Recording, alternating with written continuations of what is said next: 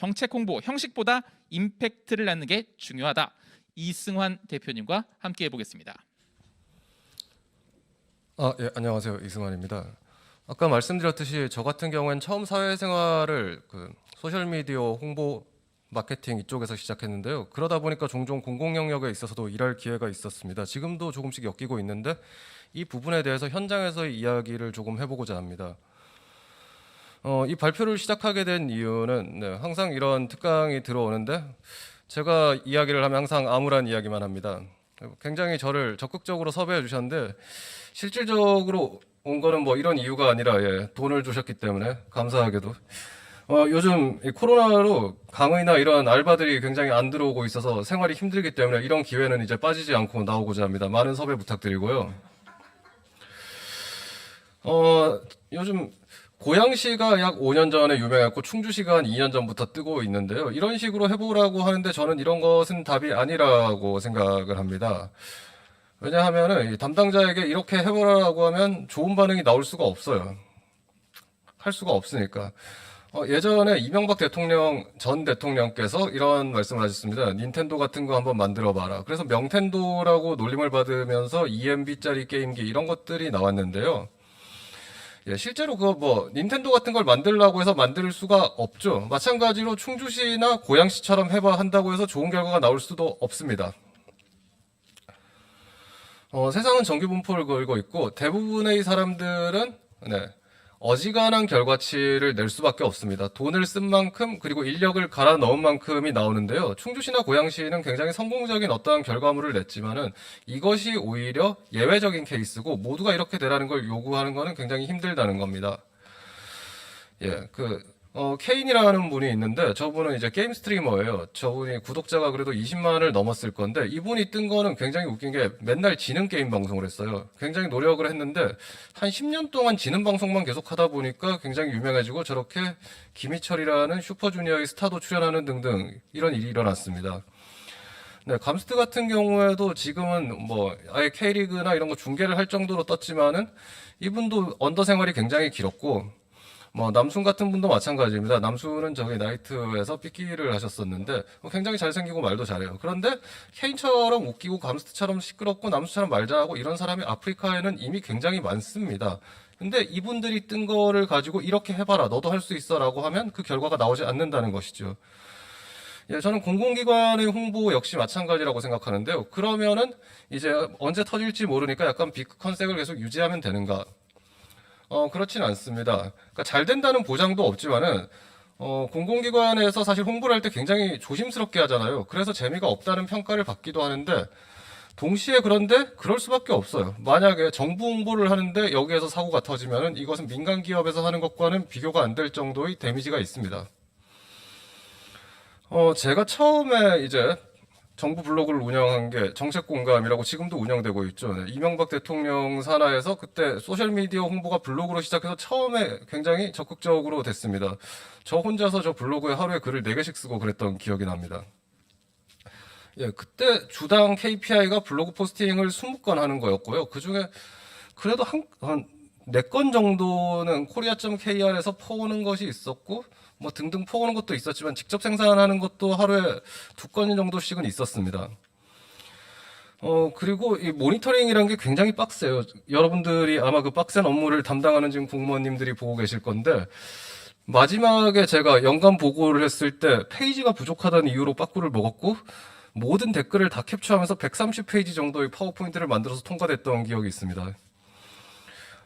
2017년 예를 들 때 저 블로그도 해야 되고 페이스북도 해야 되고 트위터도 해야 되고 인스타그램도 해야 되고 카카오톡 플러스 친구 다 해야 돼요. 심지어 영문 블로그 페이스북에 중문 웨이보 위챗까지 해야 되죠.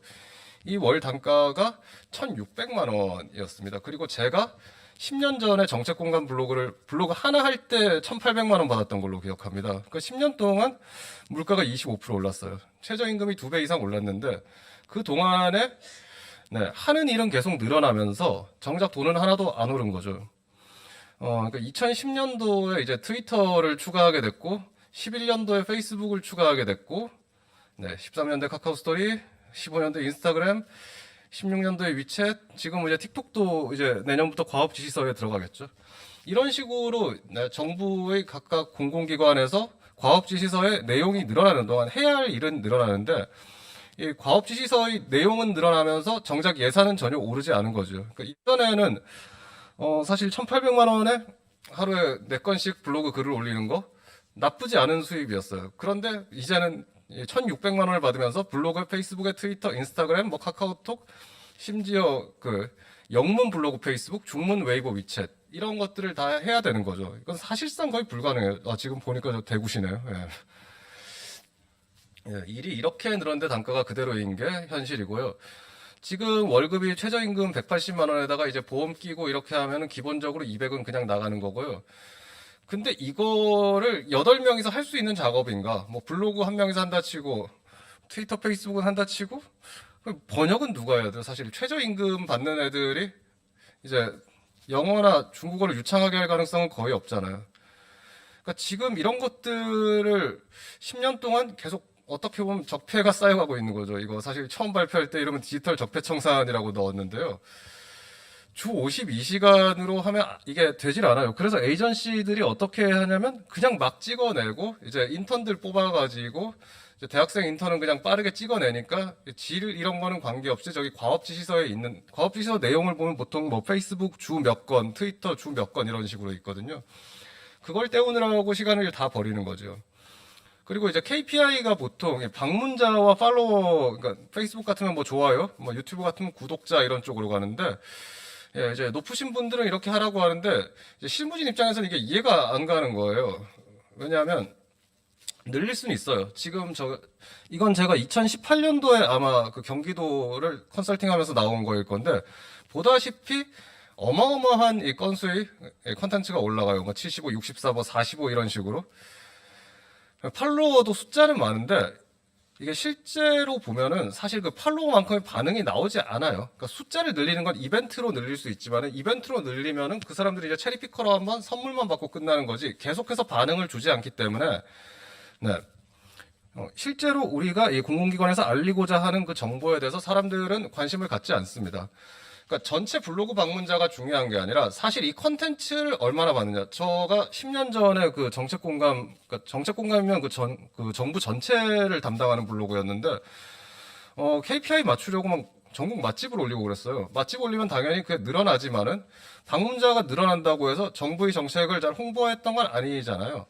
방송국도 마찬가지로 우리 방송국 전체 시청률보다 중요한 건 이제 각 개별 프로그램의 시청률이 얼마나 나오느냐를 보듯이 이런 상황이 계속 일어나고 있고요. 팔로워 역시 마찬가지입니다. 뭐 페이스북 같으면은 팔로우로 등록이 돼 있어도 인스타도 마찬가지고 자신이 관심을 먼저 보이는 거에 계속해서 뜨지.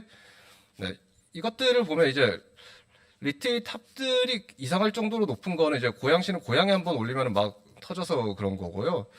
실질적으로 이제 극단값을 제외하면 뭐가 빵 터지고 이런 것들을 제외하면 대부분 이제 아랫줄을 보면 되는데 극단값 제외값. 근데 리트윗이 0점대, 1점대 이 정도예요. 이 정도로 사람들은 공공기관에서 올리는데 관심을 두지 않습니다. 관심을 두지 않는 이유는 KPI를 채우기 위해서 그냥 막 올릴 수밖에 없는 그런 이제 저예산 환경 때문입니다.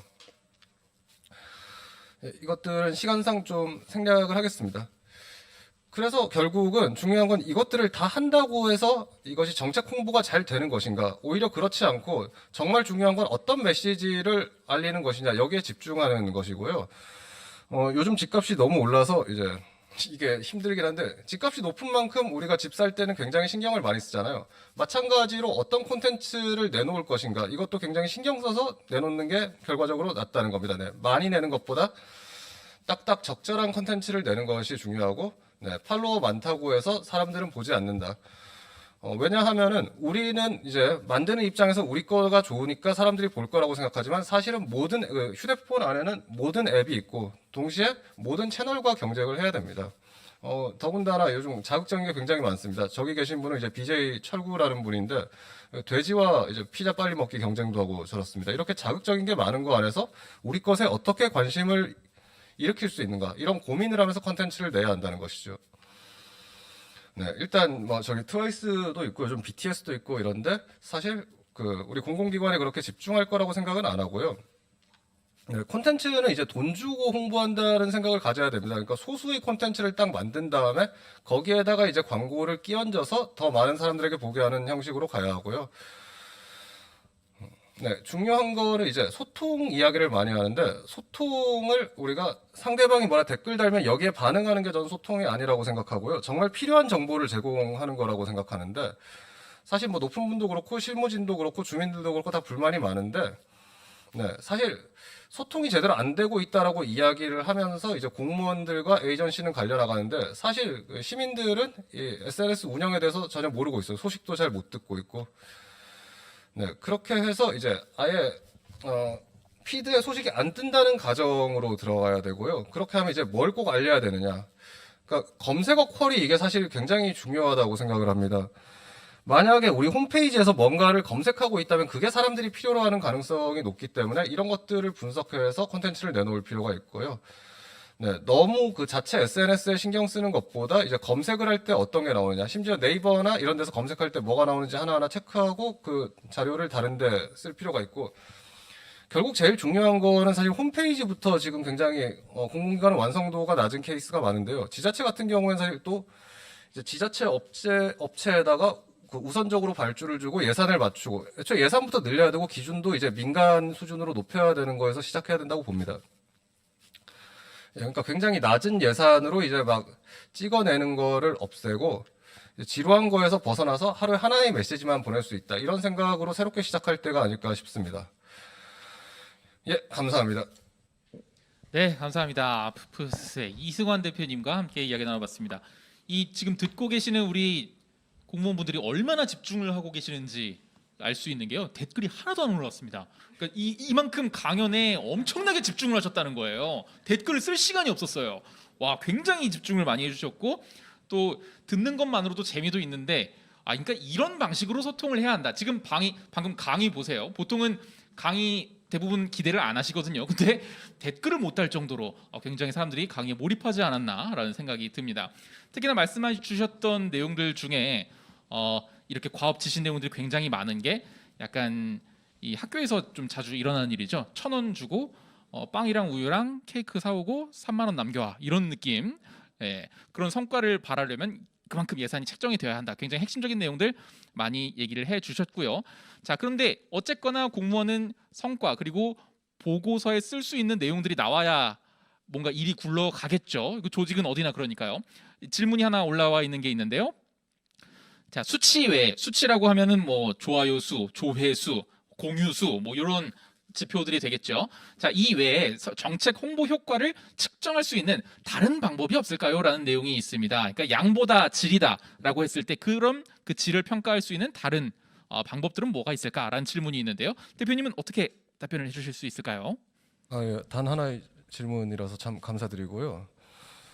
저도 잘 모르겠습니다. 근데 아까 이야기한 것처럼 KPI 기준을 바꾼다고 하면, 예를 들어서 뭐 검색어 쿼리에 잘 대응하고 있는가, 이러한 질적인 부분이 있을 거고요. 예전에 그 트위터 창업자 에바 윌리엄슨가 그런 이야기를 한 적이 있어요. 그 너무 숫자에 집착할 필요가 없다. 사실 그 실리콘밸리 기업이니까 굉장히 숫자를 많이 분석하겠지만서도 오히려 그쪽에 하는 것보다 담당자의 감에 좀 의존하라는 이야기를 한 적이 있어요. 일선에 있는 담당자는 사실 어떤 게 중요하고 어떤 것을 해야 하는지에 대해서 다 생각을 가지고 있고 그것을 실천하고 있는데, 오히려 그것을 숫자라는 KPI에 맞추는 순간 그게 무너지기가 저는 쉽다고 보고요. 그렇다면 일단 우선순위의 설정을 어떤 숫자를 내라보다는 어떤 것을 알리는 거에서 어떤 숫자가 나와야 되는가, 이쪽으로 좀 옮겨가는 게 우선이지 않을까 싶습니다. 네. 성과를 직접 내야 하는 사람은 따로 있는데, 그 성과를 내기 위한 방향과 길을 만드는 사람은 또 다른 사람들이 있는, 이런 좀 격차가 있는 것 같네요. 시간이 조금 남아 있는데요. 우리 지금 사람들이 입을 다물지 못해서 지금 아직도 댓글이 올라오지 않고 있는데, 마지막으로 우리 지금 이걸 시청하고 계시는 우리 공무원분들한테 마지막으로 파이팅 메시지 한번 부탁드릴 수 있을까요? 예, 제가 뭐 좋은 소리가 안 나올 것 같아가지고 조금 파이팅은 걱정되는데. 네. 모르겠고, 예산이 많이 올라가서 여러분들의 실력을 발휘할 수 있는 좋은 환경이 열리기를 기대하겠습니다. 감사합니다. 네, 감사합니다. 댓글이 하나 더 올라왔네요. 지금 광화문 1번가처럼 실시간 소통을 하면 그 효과성이 바로 보일 것 같아요. 감사합니다. 네.